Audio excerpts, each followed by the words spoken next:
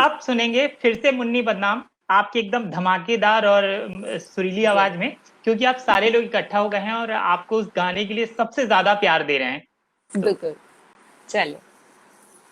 शिल्पा सफे गर बेबोसी अदा, बेबोसी अदा है मेरे झटके में फिल्मी मजा, रे फिल्मी मजा। हाय तू ना जाने मेरे नखरे पे,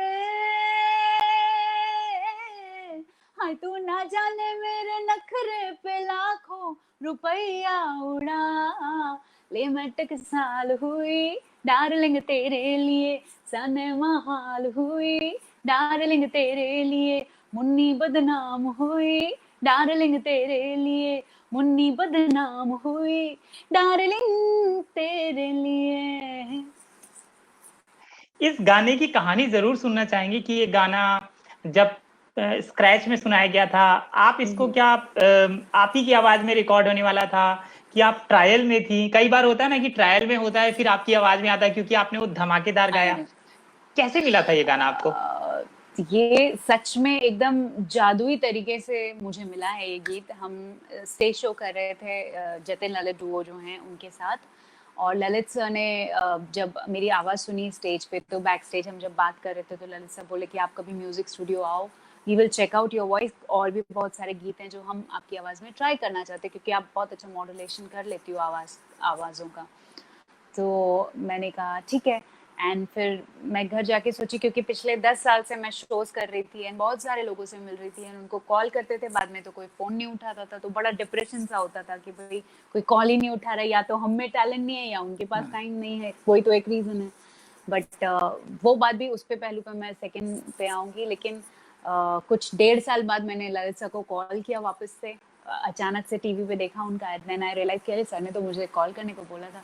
तो I called him up after 1.5 year and I went there and sir ने मुझे एक गीत सुनाया और मेरी आवाज़ में इसका मुखड़ा और एक अंतरा हमने डब किया। एंड कुछ 5-6 महीने बाद he called up again and he said कि भाई वो जो गीत तुमने गाया था वो गीत मूवी में जा रहा है एंड सलमान खान स्टारर में जा रहा है एंड कम एंड उसको फाइनली डब कर दो। आई वाज तो लाइक यकीन ही नहीं हुआ था, बिकॉज कभी कभी होते हैं ना कि आप स्क्रैच गाकर आते हो, बहुत बार ऐसा होता है कि हाँ आपको लगता है आपने तो बेहतरीन गाया बट वो कोई फाइनली कोई बड़े सिंगर को बुला के they just dub it. But that was my day and I hope कि मेरी आवाज़ इतनी ज़्यादा अच्छी लगी अरबाज सर को, सलमान सर को, ललित सर को, कि वो गीत में मेरी आवाज़ को फाइनल रखा गया। और उसके बाद वो रिलीज तक, मतलब मुझे बिलीव नहीं हुआ था जब तक मैंने टीवी पे अपना नाम खुद नहीं देखा, तब तक आई वाज लाइक वरिड कि यार लोग तो एंड मोमेंट पे भी चेंज कर देते हैं, हो सकता है चेंज हो जाए, कुछ हो जाए। तो I was like so worried. लेकिन जब मैंने टीवी पे फाइनली अपना नाम देखा तब I was very happy. And जो मैं बात कर रही थी कि लोग कॉल नहीं उठाते, वो आज आई कैन रियलाइज कि क्यों नहीं उठा पाते हैं, बिकॉज जब मैं जब स्ट्रगल करती थी और मैं कॉल करती थी तो उस वक्त वो डबिंग में हो सकते हैं, मीटिंग में हो सकते हैं, किसी शो में बात कर रहे हो सकते हैं, या कुछ म्यूजिक जैमिंग में हो सकते हैं। तो ये पॉइंट ऑफ व्यू मैंने कभी उस वक्त सोचा ही नहीं, यू नो, कि भाई वो भी तो बिजी हो सकते हैं, मैं बस अपना कि मैंने कॉल किया आपने नहीं उठाया, सो that is not correct actually, मतलब आज मुझे लगता है ऐसा। सो इसीलिए आप एवरीथिंग इज हमारा फोन फाइन। नहीं उठाती हैं। सी आई सेड सो कि मुझे ऐसा लगता था उस वक्त, लेकिन जब आप उस जगह पे आते हैं तो यू जस्ट फाइंड आउट कि भाई आप ऐसी स्पेस पे हैं कि कभी कभी आप बिजी होते हैं, लेटर ऑन आप भूल जाते हैं, यू रियली डोंट रिमेम्बर। सो ये रीजन होता है। अच्छा, जब ये गाना रिकॉर्ड हो रहा था मुन्नी बदनाम, देखिए एंथम बन गया था, मतलब वो पूरे आज तक ये डिस्को में उसी उत्साह के साथ बजता है जैसे वो पहले साल बजता था।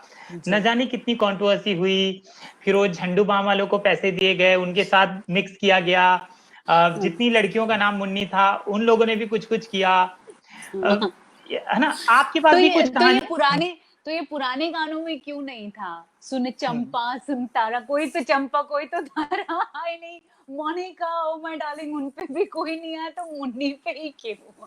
मेरा बदनाम क्वेश्चन कर तो दिया ये ना आपने, मुन्नी को बदनाम कर दिया ना।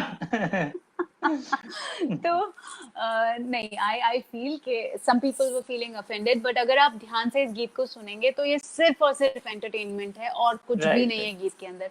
किसी भी टाइप से वल्गर तो लगता ही नहीं है, मुझे तो फनी लगता है। मैं जितनी बार सुनती हूँ मुझे हंसी आती है कि मतलब आप झंडू बाम हो जाते, झंडू बाम इज अप्लाइड व्हेन आपको पेन होता है, आपको बहुत पेन हो रहा है, आप डांस कर लो।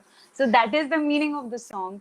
एंड अंतरे भी उसके बहुत फनी टाइप में, बहुत फिल्मी है इफ यू विल सी, कि एकदम लाइक फिल्मी तरीके से उसको बनाया गया, जैसे हमारे यहाँ के कहना चाहिए फोक सॉन्ग्स में रसिया होते हैं, उसका एक मतलब पॉलिश्ड वर्जन है Munni, what I will say. क्या बात है, भोजपुरी में चली गई आप तो। बहुत नहीं, बढ़िया। रसिया रसिया तो एमपी में भी काफी फेमस है, यूपी एमपी वहां पे सब जगह सुनते हैं।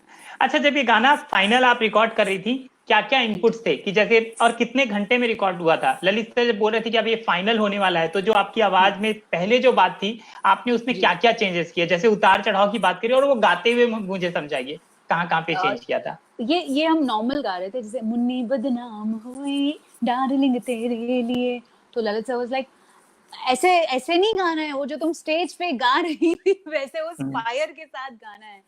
तो then I realised okay, and फिर उन्होंने कहा कि तुमने कैसे वो ओल्ड सॉन्ग पे थोड़ा सा नेजल टच में गाया था, उस तरीके से आपको इस गीत में वो नेजल टच लाना, लेकिन ओल्डी नहीं करना है, पुराने जमाने जैसे नहीं गाना है।